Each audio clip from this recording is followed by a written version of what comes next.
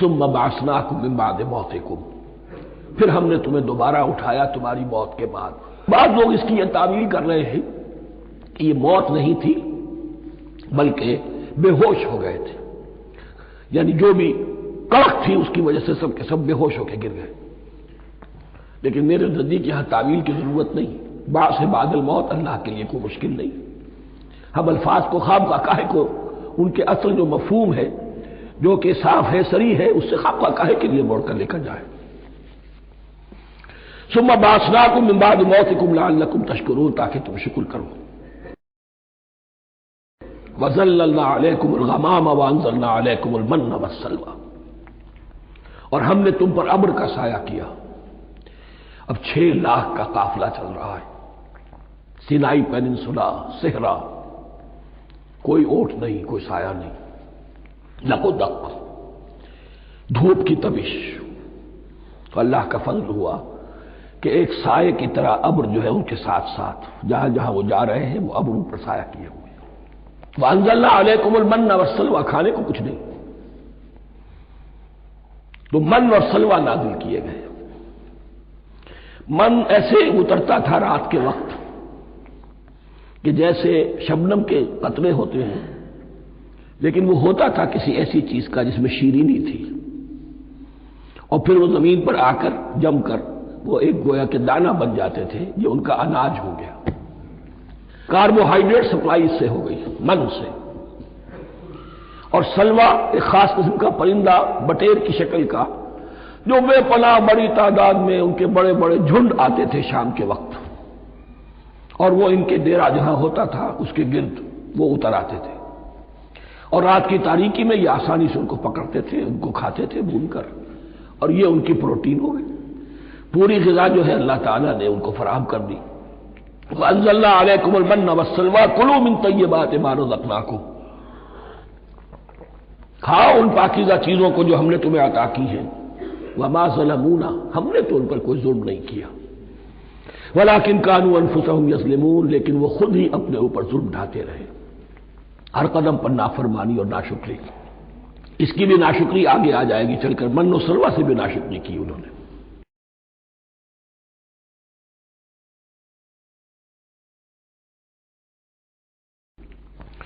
وَإِذْ قُلْنَا ادْخُلُوا هَٰذِهِ الْقَرْيَةَ فَكُلُوا مِنْهَا حَيْثُ شِئْتُمْ رَغَدًا وَادْخُلُوا الْبَابَ سُجَّدًا وَقُولُوا حِطَّةٌ نَغْفِرْ لَكُمْ خَطَايَاكُمْ، اور یاد کرو جب کہ ہم نے تم سے کہا تھا اس شہر میں داخل ہو جاؤ اور پھر کھاؤ اس میں سے بافراغت جہاں سے چاہو جو چاہو، لیکن دیکھنا دروازے میں داخل ہونا جھک کر اور کہتے رہنا مغفرت مغفرت مغفرت، ہم تمہاری خطاؤں سے درگزر فرمائیں گے۔ اس آیت کو سمجھنے کے لیے ذرا تاریخی بات سمجھ لیجئے۔ صحرائے سینا میں آنے کے بعد، اور یہ جو کتاب تورات انہیں مل گئی تھی اس کے بعد، حضرت موسیٰ علیہ السلام کے ہی زمانے میں انہیں جہاد اور قتال کا حکم ہوا۔ اس سے پوری قوم نے انکار کر دیا، یہ سورہ مائدہ میں آئے گا۔ اس پر اللہ تعالیٰ نے ایک سزا مسلط کر دی ان پر کہ 40 برس تک کسی صحرا میں بھٹکتے پھریں گے۔ اگر یہ ابھی قتال کرتے جہاد کرتے تو پورا فلسطین ان کے ہاتھ پر ابھی فتح کرا دیتے، لیکن چونکہ انہوں نے بزدلی دکھائی ہے، اب سزا یہ ہے فَإِنَّهَا مُحَرَّمَةٌ عَلَيْهِمْ 40 سَنَةً يَتِيهُونَ فِي الْأَرْضِ، اب 40 برس تک یہ اسی صحرا میں بھٹکتے پھریں گے، اور ارض فلسطین جو ان کے لیے ارض موعود تھی وہ ان پر حرام کر دی گئی 40 سال کے لیے۔ اس 40 سال کے عرصے میں حضرت موسیٰ کا بھی انتقال ہو گیا، حضرت ہارون کا بھی ہو گیا۔ اس عرصے میں ایک نئی نسل پیدا ہوئی، وہ جو غلامی کا داغ اٹھائے ہوئی نسل آئی تھی مصر سے، جن کے اندر مورل کیریکٹر جو ہے وہ بہت کمزور ہو جاتا ہے، غلامی کا یہ اثر ہوتا ہے، وہ پوری نسل ختم ہو گئی، نئی نسل اب پیدا ہوئی۔ 40 برس صحرا میں پیدا ہوئے، یہی پلے بڑھے، ان میں اب ایک جذبہ تھا۔ حضرت موسیٰ کے پھر جو خلیفہ تھے یوشع ابن نون، جوشوا، تورات میں ان کا نام جوشوا ہے، یوشع، ان کی سرکردگی میں اب بنی اسرائیل کی اس نئی نسل نے قتال کیا، جنگ کی، اور پہلا شہر جو فتح ہوا وہ اریحا، آج بھی وہ شہر جو ہے جیریکو جو آپ دیکھتے ہیں خبروں کے اندر آتا ہے بار بار، اریحا اس کا پرانا نام ہے، یہ شہر فتح ہوا، اس فتح کی بات کا تذکرہ ہو رہا ہے۔ یاد کرو جب کہ ہم نے تم سے کہا تھا اس بستی میں اس شہر میں داخل ہو جاؤ فاتحانہ، اور پھر جو کچھ یہاں ہے جو نعمتیں ہیں ان سے متمتع ہو، کھاؤ پیو، لیکن داخل ہونا سجدہ کرتے ہوئے، مراد کیا؟ جھک کر، یعنی ایسا نہ ہو کہ تکبر کی وجہ سے تمہاری گردنیں اکڑ جائیں، گردنیں جھکا کر اللہ کا احسان مانو، یہ نہ سمجھو کہ یہ فتح تم نے حاصل کی۔ اس کی تفسیر اصل میں نظر آتی ہے حضور کی شخصیت میں کہ جب فتح مکہ کے موقع پر مکے میں داخل ہوئے ہیں تو جس سواری پر آپ بیٹھے ہوئے تھے آپ کی پیشانی اس کی گردن کے ساتھ جڑی ہوئی تھی۔ یہ وقت ہوتا ہے جب کہ تکبر اور تعلی، فاتح کی حیثیت سے آنا، اور بندہ مومن کے لیے یہی وقت ہے تواضع کا، جھکنے کا۔ وقولوا حطۃ، حتیٰ یحط تو کہتے ہیں جھاڑ دینے کو، تو اس کے معنی کیا ہے؟ اے اللہ ہمارے گناہ جھاڑ دے، مغفرت، اے اللہ ہمیں مغفرت، ہماری مغفرت فرما، جو خطائیں ہو گئی بخش دے۔ قولوا حطۃ، تمہاری زبان پر استغفار ہونا چاہیے، تمہاری گردنیں جھکی ہوئی ہونی چاہیے۔ نغفر لکم خطایاکم، اگر تم اس پر عمل کرو گے ہم تمہاری خطائیں جو ہیں انہیں معاف فرما دیں گے۔ وسنزید المحسنین، اور جو تم میں محسن ہوں گے انہیں اور بھی زیادہ دیں گے، اور انعام و اکرام آئیں گے۔ فبدل الذین ظلموا قولا غیر الذی قیل لہم، تو ان میں سے جو ظالم تھے، جو بد کردار تھے، انہوں نے بدل دیا، ایک اور قول اختیار کر لیا اس قول کی جگہ جو انہیں کہا گیا تھا حطہ، انہوں نے کہنا شروع کیا حنطہ، ہمیں تو گیہوں چاہیے۔ یہ بعد میں ابھی آ جائے گا اگلے رکوع کے اندر کہ من و سلوہ سے ان کی طبیعتیں بھر گئی تھی ایک ہی چیز کھا کھا کے۔ اب وہ کہہ رہے تھے کوئی چیز ہمیں جو ہے زمین کی روئیدگی میں سے، پیداوار میں سے، تو وہ ان کے زبان پر انہوں نے مذاق اڑاتے ہوئے گویا کہ حضرت موسیٰ علیہ السلام کے ذریعے سے حکم ملا ہے، استہزاء کر رہے ہیں، حطۃ کی بجائے حنطۃ۔ فانزلنا علی الذین ظلموا رجزا من السماء بما كانوا یفسقون، تو جن لوگوں نے یہ حرکت کی تھی ان پر ہم نے آسمان سے ایک بہت بڑا عذاب نازل کیا۔ تورات سے معلوم ہوتا ہے کہ پلیگ آئی، اور جنہوں نے یہ حرکت کی تھی وہ سب کے سب ہلاک ہو گئے جریکو کے اندر، بما كانوا یفسقون، بسبب اس نافرمانی کے جو انہوں نے کی۔ وَإِذِ اسْتَسْقَىٰ مُوسَىٰ لِقَوْمِهِ فَقُلْنَا اضْرِب بِّعَصَاكَ الْحَجَرَ، اب یہ پھر سے رائے سینا کا واقعات آ رہے ہیں، ان میں ترتیب زمانی نہیں ہے، اور یہاں کی فتح جو ہے حضرت موسیٰ کے بعد ہے، لیکن اب یہاں پہ پھر ابھی وہ جو صحرائے تیہ میں جب بھٹک رہے تھے پھر اس کا ذکر ہے۔ وَإِذِ اسْتَسْقَىٰ مُوسَىٰ لِقَوْمِهِ فَقُلْنَا اضْرِب بِّعَصَاكَ الْحَجَرَ، اور جب کہ موسیٰ کی قوم نے موسیٰ سے پانی طلب کیا، اب صحرا میں آپ کو معلوم ہے جہاں پڑاؤ تھا اب وہاں پانی نہیں ہے، 6 لاکھ ہو 7 لاکھ ہو کتنے افراد ہو، پانی چاہیے۔ وَإِذِ اسْتَسْقَىٰ مُوسَىٰ لِقَوْمِهِ فَقُلْنَا اضْرِب بِّعَصَاكَ الْحَجَرَ، تو ہم نے کہا کہ اپنے عصا سے ضرب لگاؤ چٹان، فَانْفَجَرَتْ مِنْهُ اثْنَتَا عَشْرَةَ عَيْنًا، تو اس سے 12 چشمے پھوٹ بہے۔ فجر کہتے ہیں کسی شے کے پھٹ کر کوئی چیز برآمد ہو۔ فجر جو ہوتی ہے، فجر کا وقت رات کی تاریکی کا پردہ چاک ہوتا ہے اور سپیدہ سحر نمودار ہوتا ہے۔ فانفجرت منہ اثنتا عشرۃ عینا، تو 12 چشمے پھوٹ بہے۔ قد علم کل اناس مشربہم، یہاں اناس سے کیا مراد ہے؟ ہر قبیلہ، ہر قبیلے نے اپنا گھاٹ معین کر لیا۔ 12 قبیلے تھے، اگر علیحدہ علیحدہ نہ ہوتا معاملہ، 12 چشمے اسی لیے دیے گئے کہ لڑے نہ جھگڑے نہ۔ پانی تو بہت بڑی چیز ہے، کہیں پانی پینے پلانے پہ جھگڑا اور کہیں گھوڑا آگے بڑھانے پہ جھگڑا، یہ تو قبائلی زندگی کے اندر ہوتی ہی چیزیں۔ تو اس اعتبار سے اللہ تعالیٰ نے ان کے لیے یہ سہولت کی کہ 12 چشمے پھوٹ بہے۔ قد علم کل اناس مشربہم، ہر ایک نے اپنا گھاٹ جان لیا، معین کر لیا۔ کلوا واشربوا من رزق اللہ، گویا کہ کہہ دیا گیا کہ کھاؤ اور پیو اللہ کے رزق میں سے۔ ولا تعثوا فی الارض مفسدین، اور زمین میں فساد مچاتے نہ پھرو۔ کھانے پینے کے لیے پانی بھی ادھر آ گیا، کھانے کے لیے من و سلوا آ گیا۔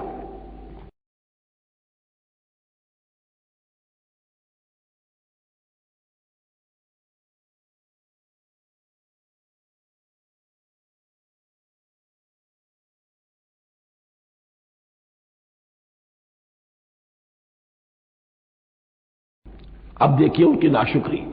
وَإِذْ قُلْتُمْ يَا مُوسَىٰ لَن نَّصْبِرَ عَلَىٰ طَعَامٍ وَاحِدٍ، یاد کرو جب کہ تم نے کہا تھا اے موسیٰ ہم ایک کھانے پر تو صبر نہیں کر سکتے، کھا کھا کے بکتا گئے ہیں من و سلوہ۔ فَادْعُ لَنَا رَبَّكَ، تو ذرا اپنے رب سے دعا کرو، پکارو ہمارے لیے اپنے رب کو۔ یخرج لنا، وہ نکالے ہمارے لیے مما تنبت الارض، زمین کی روئیدگی اور پیداوار میں سے، نباتات ارضی میں سے، من بقلہا اس کی ترکاریاں، وقصائہا اور ککڑیاں، کھیرے اور ککڑیاں، ان سب کے لیے یہ لفظ ہے۔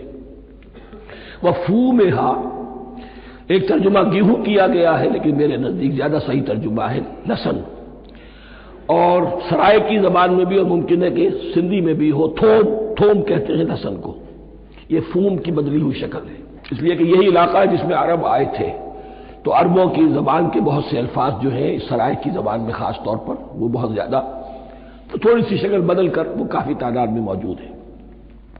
وعدسہا، اور دال خاص طور پر مسور کی، وبصلہا، اور پیاز۔ اب جو چٹخارے جس سے بنتے ہیں سالن کے، ان کی زبانیں وہ چٹخارے مانگ رہی۔ ظاہر بات ہے کہ اگر وہ سلوا بھی تھا، بٹیرا ہے، اسے آگ کے اوپر ذرا سا تپایا اور کھایا، وہ ایک ہی خاص قسم کی غذا ہے جو چل رہی ہے۔ اسی طرح من جو ہے وہ ایک خاص قسم کا سیریل ان کے لیے بن گیا ہے، لیکن یہ جو چٹخارے ہیں یہ تو لہسن سے ہے، پیاز سے ہے، ترکاریوں سے ہے، ان تمام چیزوں سے، دال کا اپنا ایک ذائقہ ہے۔ قال تستبدلون الذی هو ادنی بالذی هو خیر، حضرت موسیٰ نے فرمایا کیا وہ شے جو کمتر ہے بدلے میں چاہتے ہو اس کے کہ جو بہتر ہے؟ من و سلوا کہیں بہتر ہے اللہ کی طرف سے جو تمہیں دیا گیا ہے، تم اس سے تمہارا جی بھر گیا ہے، اس کو ہاتھ سے دے کر چاہتے ہو کہ یہ ادنا چیزیں تمہیں ملے۔ اہبطوا مصرا، اب یہ لفظ آ گیا اہبطوا، اب ظاہر بات ہے یہ آسمان سے زمین پر اترنے کے لیے لفظ نہیں ہے اہبطوا، یہاں اس کا ترجمہ صحیح ہوگا سیٹل ڈاؤن سم ویئر۔ اگر زمین کی یہ چیزیں چاہیے تو کہیں سیٹل ہو جاؤ اور کاشت کرو، بیج ڈالو، آبیاری کرو، یہ ساری چیزیں تمہیں مل جائیں۔ اہبطوا مصرا، کہیں سیٹل ڈاؤن ہو جاؤ، کہیں اتر پڑو کسی بستی میں، کسی علاقے میں۔ فإن لكم ما سألتم، تمہیں مل جائے گا جو کچھ کہ تم نے مانگا۔ وَضُرِبَتْ عَلَيْهِمُ الذِّلَّةُ وَالْمَسْكَنَةُ وَبَاءُوا بِغَضَبٍ مِّنَ اللَّهِ، اب یہ ہے ان کی وہ خباثتیں، ان کے وہ ناشکریاں، ان کی وہ معصیتیں، ان پر جو آخری حکم دیا جا رہا ہے، جو اگر آپ برا نہ مانیں تو میں عرض کروں گا آج یہود پر اتنا اپلیکیبل نہیں ہے جتنا مسلمانوں پر ہے۔ ضربت علیہم الذلۃ والمسکنۃ وباؤوا بغضب من اللہ، ذلت اور مسکنت، کم ہمتی ان پر تھوپ دی گئی۔ ضربت علیہم، it was heaped upon them، the humiliation was heaped upon them۔ ضربت علیہم الذلۃ والمسکنۃ وباؤوا بغضب من اللہ، اور وہ اللہ کا غضب لے کر لوٹے۔ وہی امت جس کے بارے میں فرمایا وَأَنِّي فَضَّلْتُكُمْ عَلَى الْعَالَمِينَ، اسی امت کا پھر یہ حشر ہوا۔ کیوں ہوا؟ نافرمانی۔ تمہیں کتاب دی تھی کہ تم پیروی کرو، تمہیں کتاب دی تھی کہ اسے قائم کرو۔ وَلَوْ أَنَّ أَهْلَ الْكِتَابِ أَقَامُوا التَّوْرَاةَ وَالْإِنْجِيلَ وَمَا أُنزِلَ إِلَيْهِم مِّن رَّبِّهِمْ لَأَكَلُوا مِن فَوْقِهِمْ وَمِن تَحْتِ أَرْجُلِهِمْ، اگر یہ تورات اور انجیل کو قائم کرتے، نافذ کرتے، تو نعمتیں زمین بھی اگلتی، ان کے قدموں کے نیچے سے نعمتیں جو ہیں وہ پھوٹتی، اور ان کے سروں کے اوپر سے بھی بارش ہوتی نعمتوں کی۔ لیکن اگر تم نے اس کو چھوڑ کر اپنی خواہشات، اپنے نظریات، اپنے خیالات، اپنا تمرد، اپنی سرکشی، اپنی حاکمیت، اپنی مصلحتیں، اپنی عقل، اس کو بالا تر کیا، تو پھر جو قوم اللہ کے قانون کی، اللہ کی ہدایت کی، اللہ کی کتاب کی امین ہوتی ہے دنیا میں، وہ اللہ کی ریپرزنٹیٹو ہوتی ہے، نمائندہ ہوتی ہے۔ اگر وہ اپنے عمل سے مس ریپرزینٹ کرے اللہ کو، تو وہ کافروں سے بڑھ کر مغضوب اور کافروں سے بڑھ کر مبغوض ہو جاتی ہے، مغضوب بھی مبغوض بھی۔ انہیں کافروں کو تو دین پہنچانا تمہارے ذمہ تھا، تم نے دین ان کو کیا پہنچانا تھا، تم تو خود دین سے منحرف ہو گئے۔ آج اس جگہ پر امت مسلمہ کھڑی ہے کہ 1.25 بلین یا 1.5 بلین، 125 کروڑ عزت نام کی شے نہیں ہے، کہ عزت نام تھا جس کا گئی تیمور کے گھر سے، سارے معاملات دنیا کے G7 G15 کے ہاتھ میں ہیں، سیکیورٹی کونسل اس کے پرماننٹ ممبر کا ویٹو ہے، اور نہ سیکیورٹی کونسل میں اور نہ کہیں کسی G7 میں، نہ G9 میں، نہ G15 میں کوئی مسلمان ملک نہیں۔ کس نمی پرست کی بھیا کیستی، ہماری اپنی پالیسیز کہیں اور طے ہوتی ہیں، ہمارے اپنے بجٹ کہیں اور بنتے ہیں، ہماری صلح اور جنگ کسی اور کے اشارے سے ہوتی ہے، ریموٹ کنٹرول، یہ ذلت اور مسکنت۔ ہم کہتے ہیں ہماری شہرگ ہے کشمیر، اور جنگ کرنے کو تیار نہیں ہے۔ یہ خوف نہیں تو کیا ہے، یہ مسکنت نہیں تو کیا ہے؟ اگر اللہ پر یقین ہو اور اپنے حق پر یقین ہو، تو اگر شہر دوسرے کے قبضے میں ہے تو ہمت کرو، یا تخت یا تختہ، لیکن نہیں۔ آپ کے ریڈیو پر، ٹیلی ویژن پر خبریں آتی رہیں کہ اتنے مسلمانوں کے ساتھ یہ کر دیا، اتنی مسلمان عورتوں کی بے حرمتی کر دی، لیکن یہاں ہم بیٹھے ہوئے اپنے اپنے دھندوں میں، اپنے اپنے کاروبار میں، اپنی اپنی ملازمتوں میں، اپنے اپنے کیریئرز میں، دنیا میں کیا کچھ ہو رہا ہے۔ بہرحال اس وقت یہ جو ہے، میں نے جیسا کہ عرض کیا تھا کہ یہ ہے تاریخ بنی اسرائیل کی، لیکن خوشترا باشد کے سر دل براں، گفت آیت در حدیث دیگراں، یہ ہمارا نقشہ ہے آج اس آیت میں۔ ضربت علیہم الذلۃ والمسکنۃ وباءوا بغضب من اللہ، اور یہ کیوں؟ ذالک بانہم کانوا یکفرون بآیات اللہ، یہ اس لیے کہ وہ اللہ کی آیات کا انکار کرتے رہے، وَيَقْتُلُونَ النَّبِيِّينَ بِغَيْرِ الْحَقِّ، اللہ کے نبیوں کو ناحق قتل کرتے رہے۔ ہمارے ہاں بھی مجددین امت میں سے کتنے ہیں جو جیلوں میں ڈالے گئے، جن کو ایسی ایسی مار پڑی ہے کہ کہا جاتا کہ ہاتھی کو بھی وہ مار پڑتی تو برداشت نہ کرتا۔ احمد ابن حنبل کے ساتھ کیا ہوا؟ ابو حنیفہ جیل میں انتقال کیا، امام مالک کے کندھے کھینچ دیے گئے، اتار دیے گئے، منہ کالا کر کے اور اونٹ پر بٹھا کر پھرایا گیا۔ امام دار الہجرہ شیخ احمد سرہندی جیل میں رہے، سید احمد بریلوی اور ان کے ساتھیوں کو خود مسلمانوں نے تہہ تیغ کیا ہے۔ بہرحال یہ داستانیں ہیں، اب نبی تو کوئی نہیں آئے گا، ان کے ہاں نبی تھے، ہمارے ہاں مجددین ہیں، علماء حق ہیں، جیسے کہ حدیث بھی ہے علماء امتی کا انبیاء بنی اسرائیل، تو جو انہوں نے انبیاء کے ساتھ کیا ہم نے مجددین اور علماء کے ساتھ کیا۔ ذالک بما عصوا وکانوا یعتدون، اور یہ ہوا ان کی نافرمانیوں کی وجہ سے اور حد سے تجاوز کرنے کی وجہ سے۔ اللہ تعالیٰ تو ظالم نہیں، اللہ نے تو اونچا مقام دیا تھا، ہمیں بھی خیر امت قرار دیا، کنتم خیر امت اخرجت للناس تأمرون بالمعروف وتنہون عن المنکر وتؤمنون باللہ۔ اب اگر ہم نے وہ اپنا مشن چھوڑ دیا تو ذلت اور مسکنت وہ ہمارا مقدر بن گئی۔ اللہ کا قانون اور اللہ کا عدل بے لاگ ہے، وہ فرام امہ ٹو امہ چینج نہیں ہوتا۔ سنت اللہ جو ہے لن تجد لسنت اللہ تحویلا ولن تجد لسنت اللہ تبدیلا، اللہ کی سنت بدلتی نہیں۔ بنی اسرائیل کا جو حشر ہوا آج وہ ہمارا ہو رہا ہے۔ بہرحال اس پر میری جو کتاب ہے سابق اور موجودہ مسلمان امتوں کا ماضی حاضر مستقبل، اس کا مطالعہ کیجیے۔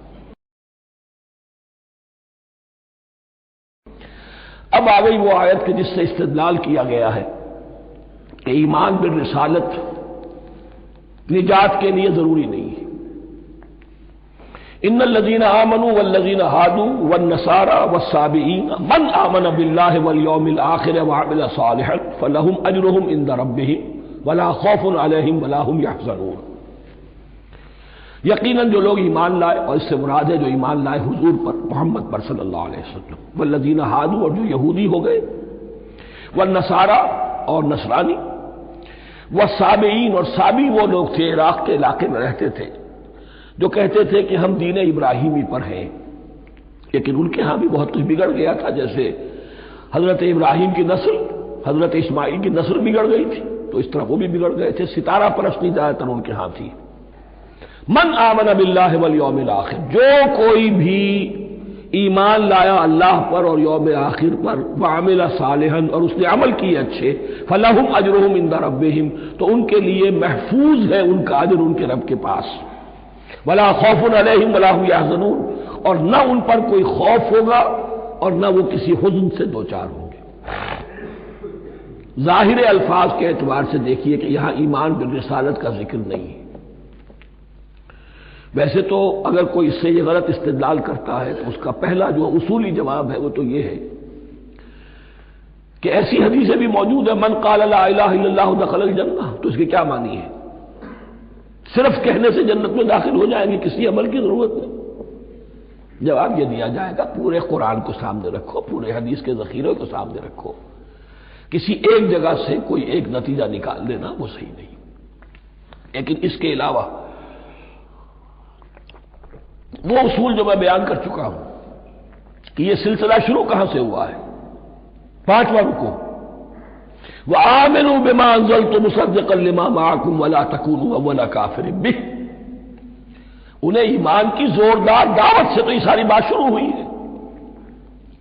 اب فصاحت اور بلاغت کا یہ تقاضا ہے کہ بار بار اس کو دہرایا نہ جائے، وہ بات انڈرسٹوڈ رہے گی، مقدر رہے گی، سمجھی جائے گی کہ ہر جگہ پر وہ موجود ہے، اس لیے کہ ساری گفتگو ہو رہی ہے اسی کے حوالے سے۔ وآمنوا بما انزلت مصدقا لما معكم ولا تكونوا اول كافر به ولا تشتروا بآياتي ثمنا قليلا وإياي فاتقون۔ اس حوالے سے یوں سمجھیے اب اس آیت کو کہ یہاں پر کچھ الفاظ محذوف مانے جائیں گے، ان الذين آمنوا والذين هادوا والنصارى والصابئين من آمن بالله واليوم الآخر وعمل صالحا في أيامهم فلہم اجرہم عند ربہم ولا خوف علیہم ولا هم یحزنون۔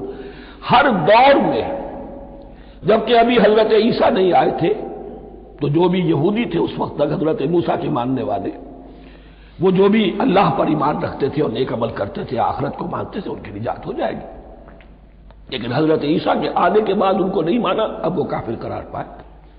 لیکن اب حضرت عیسیٰ کے آنے کے بعد جب تک حضور نہیں آئے جو بھی مانتا ہے، لیکن یہ کہ شرط یہی ہوگی کہ اپنے اپنے زمانے میں، اصل میں نفی جس بات کی جا رہی ہے وہ یہ ہے کہ یہ نہ سمجھو کہ کسی گروہ میں ہونے سے نجات ہوتی ہے۔ نجات کسی گروہ میں ہونے کی وجہ سے نہیں ہے، نجات کی بنیاد ایمان اور عمل صالح ہے۔ کسی رسول پر ایمان لانا، اپنے دور کے رسول پر، وہ تو لازم ہے، لیکن یہ ہے کہ اس پر ایمان تو لے آئے اور وہ عمل صالح نہیں ہے تو نجات نہیں ہوگی۔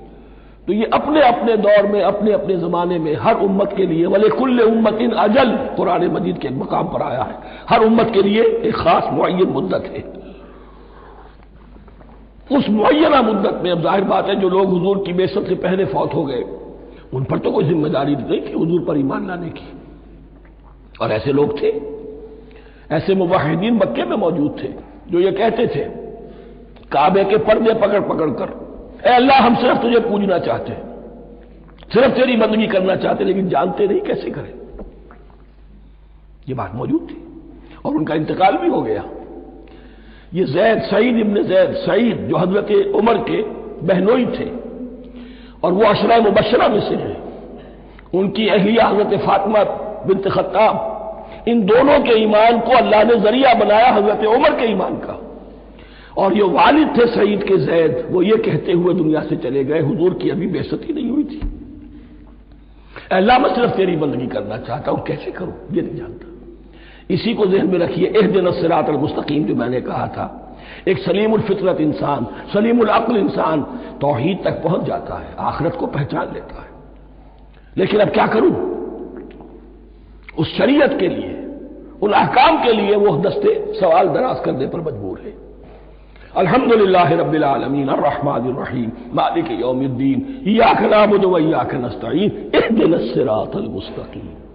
اسی صراط المستقیم کی دعا کا یہ جواب اب آئے گا، شروع ہوگا سورہ بقرہ سے، یہ کرو یہ نہ کرو، یہ فرض ہے، یہ تم پر لازم کیا گیا، یہ چیز حرام کی گئی، وغیرہ وغیرہ۔ ان الذين آمنوا والذين هادوا والنصارى والصابئين من آمن بالله واليوم الآخر وعمل صالحا، اور محذوف الفاظ فی ازمنتہم، اپنے اپنے زمانے میں، یا فی ایامہم، فلہم اجرہم عند ربہم ولا خوف علیہم ولا هم یحزنون۔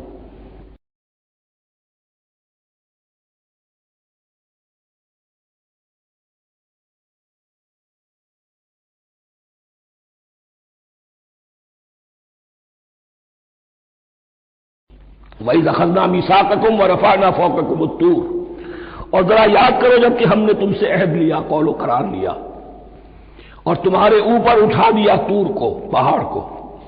جب تورات دی گئی تو اس وقت ایک کیفیت معجزانہ طور پر ایسی پیدا کی گئی، ان کے اوپر ایک روب ڈالنے کے لیے اور خشیت قلب میں پیدا کرنے کے لیے کوہ طور اٹھا کر معلق کر دیا گیا۔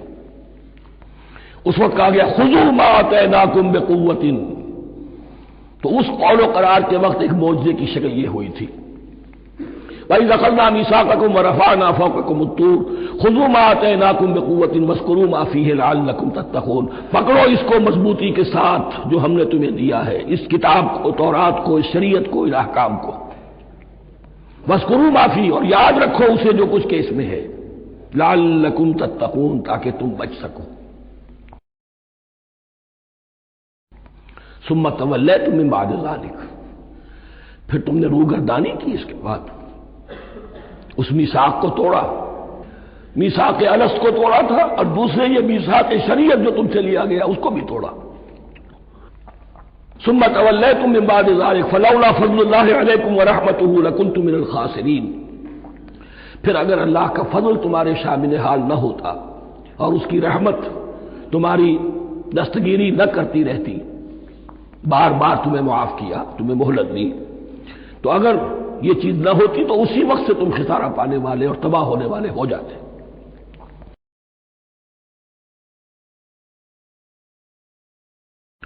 وَلَقَدْ عَلِمْتُمُ الَّذِينَ اعْتَدَوْا مِنْكُمْ فِي السَّبْتِ، اور تمہیں خوب معلوم ہے تم میں سے وہ لوگ جنہوں نے سبت کے قانون کو توڑا، حد سے تجاوز کیا۔ یہ واقعہ تفصیل کے ساتھ سورہ اعراف میں آئے گا کہ ان کی شریعت میں ہفتے کا روز معین کر دیا گیا تھا، کوئی دنیاوی کام نہیں ہوگا۔